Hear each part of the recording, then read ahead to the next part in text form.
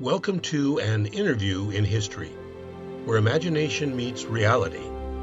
In this episode, we bring you an imaginary interview, but with real people and real facts.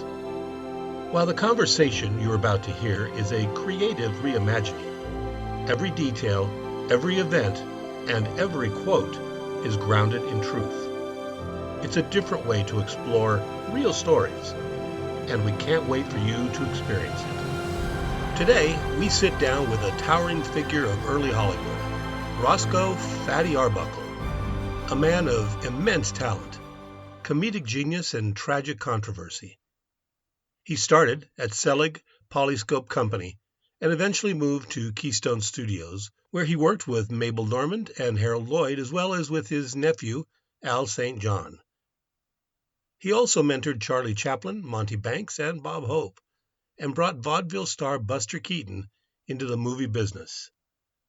Arbuckle was one of the most popular silent stars of the 1910s and one of the highest paid actors in Hollywood, signing a contract in 1920 with Paramount Pictures for $1 million a year, equivalent to $15.7 million today. This interview takes place on June 6, 1932. Mr. Arbuckle, thank you for joining us. Thank you for having me. It's a strange thing looking back over your life from a distance, but if it helps people understand who I really was, not just the headlines, I'm grateful for the chance. Then let's start from the beginning. Tell us about your childhood. Well, I was born on March 24th, 1887 in Smith Center, Kansas. My full name was Roscoe Conkling Arbuckle, named after a politician, of all people. I was the ninth and youngest child, and let me tell you, being the baby in a family that size was both a blessing and a curse. That's a big family. What was it like growing up with so many siblings? Chaotic. There were 5 boys and 4 girls, though not all of them survived into adulthood. Times were tough back then, and we were always moving. Kansas, Missouri, and eventually California. Some of my older brothers were already out working or starting families by the time I was old enough to walk. Were you close to any of them? I was especially close to my sister Nellie. She had a warm heart and a big laugh. She encouraged me when I first started performing, said I was the little one with the biggest smile. Some of my brothers were hard men like our father. We didn't always see eye to eye, especially after I went into show business. But I don't hold it against them. They were all just trying to get by. Did any of your siblings also go into entertainment? No, I was the only one who chased the stage lights. Most of them lived quiet, working-class lives. I think some of them thought I was throwing my life away until they saw me on a movie screen. Then they'd tell neighbors, "That's my kid brother Roscoe." So, despite the distance, there was some pride. Eventually, yes. When I made it big, I helped where I could.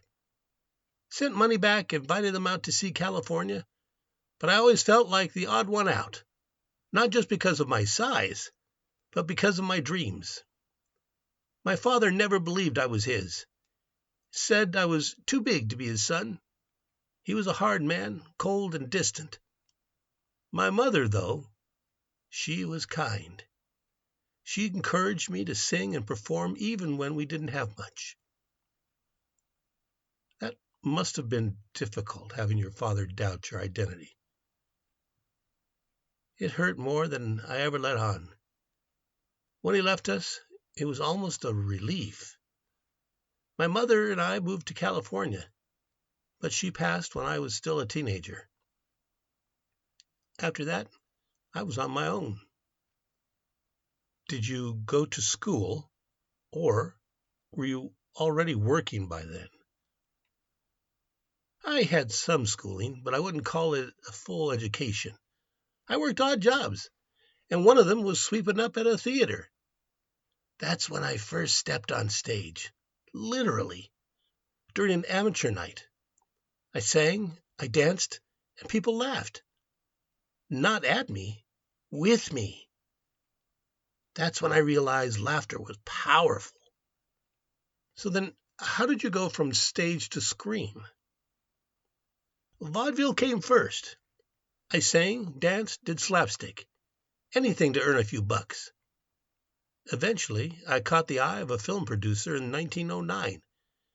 That's when I started doing shorts with Keystone Studios. I teamed up with people like Mabel Normand and later mentored Buster Keaton. We had a ball making people laugh. You became one of the highest paid stars in Hollywood. Yes, by 1918, I had a $1 million contract with Paramount. It was unheard of. People loved Fatty, even though I never liked that nickname. It stuck, though. I directed, wrote, and starred in films. I was a clown, sure, but I took my craft seriously. Now, what about your personal life? Any romances or children? I married Minta Durfee in 1908. We were young, in love with the idea of being in love. But show business wears on a marriage. We never had children. Later, I married Doris Dean, then Addie MacPhail. Addie stayed with me through thick and thin. No children, but I did my best to be a good husband the third time around. In 1921, your life changed dramatically. So let's talk about the infamous incident involving Virginia Rappe. That weekend was supposed to be a celebration, a party at the St. Francis Hotel in San Francisco. Virginia Rappe fell ill during the gathering. She died days later. I was accused of, well, something unthinkable. You were charged with manslaughter. 3 trials. The first 2 were hung juries. The third acquitted me completely and even issued a public apology. But didn't matter. The press already painted me as a monster. My films were banned. My career was destroyed overnight. Was there any truth to the allegations? No, none. But gossip sells. And in those days, the studios needed scapegoats. I was big in every way. Easy to blame, easy to condemn. Virginia's death was tragic, but I didn't cause it. What happened after the acquittal? I couldn't get work under my own name. I directed under the pseudonym William Goodrich. Will be good, a little joke someone made. I lived off what I had left. Friends helped. Buster Keaton stood by me. So did Charlie Chaplin. Did you ever get back on the screen? Eventually, yes. In the early 1930s, I started appearing in shorts again. People were beginning to forgive, or forget. In 1933, I signed a new contract with Warner Brothers. The comeback was finally happening.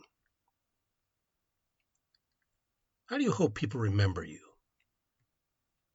Not as the man in the headlines, but as the performer who made people laugh in the silent era. As someone who helped build Hollywood, who lifted up others like Buster and Mabel. My story is not just about scandal. It's about survival. About rising, falling, and trying to rise again. Mr. Arbuckle, thank you for your honesty. And thank you for letting me tell it. In 1932, Arbuckle signed a contract with Warner Brothers to star under his own name in a series of 6 two-reel comedies to be filmed at Vitaphone Studios in Brooklyn, New York. These 6 short films constitute the only samples of Arbuckle's voice, which recorded in a pleasant second tenor range. Silent film comedian Al St. John, Arbuckle's nephew, and actors Lionel Sander and Shemp Howard appeared with Arbuckle. The film How You Been features grocery store gags reminiscent of Arbuckle's 1970 short The Butcher Boy, with vaudeville comic Fritz Hubert as his assistant, dressed like Buster Keaton. The Vitaphone shorts were very successful in the U.S., although when Warner Brothers attempted To release the first one, Hey Pop, in the United Kingdom, the British Board of Film Censors cited the 10-year-old scandal and refused to grant an exhibition certificate. On June 28, 1933, Arbuckle had finished filming In the Dough, the last of the Vitaphone two-reelers, 4 of which had already been released. The next day, he signed a contract with Warner Brothers to star in a feature-length film. That night, he met with friends to celebrate his first wedding anniversary and the new contract when he reportedly said, "This is the best day of my life." He suffered a heart attack later that night and died in his sleep at age 46. His widow, Addie, requested that his body be cremated according to Arbuckle's wish. And now, another forgotten history. In March 1924, Helen Keller wrote a letter that still gives the world goosebumps. Deaf and blind since infancy, Keller spent her life redefining what was possible. But one evening, gathered around a radio with her family, she was about to experience something utterly unexpected. The New York Symphony was performing Beethoven's Ninth Symphony live. Someone in the room suggested she place her hand on the radio receiver to feel the vibrations. What happened next defined reason and redefined beauty. With her fingers resting lightly on the diaphragm of the receiver, Keller felt more than vibrations. She described the experience as a sea of sound breaking against the silent shores of my soul. Through the patterns of trembling and rhythm, she felt the pulse of cornets, the roar of drums, and the silken flow of violins. When the chorus soared into Beethoven's triumphant Ode to Joy, she said it was like hearing angelic voices rushing into a harmonious flood. It wasn't hearing, not in the way we understand it, but it was something deeper. She felt music not on her fingertips, but in her heart. She recognized joy, sadness, stillness, and power, all without a single note reaching her ears. And in one of the most poignant passages of her letter, Helen remembered that Beethoven, too, was born deaf. She said, "I marveled at the power of his quenchless spirit, by which out of his pain he wrought such joy for others." A century later, the same joy lives on, because she proved that art has no boundary, and the human spirit can sense beauty in ways words can never fully explain. Join us next week when we talk with an American aerospace engineer, business magnate, film producer, and investor. He was one of the richest and most influential people in the world during his lifetime. His name, Howard Hughes. Until then, take care.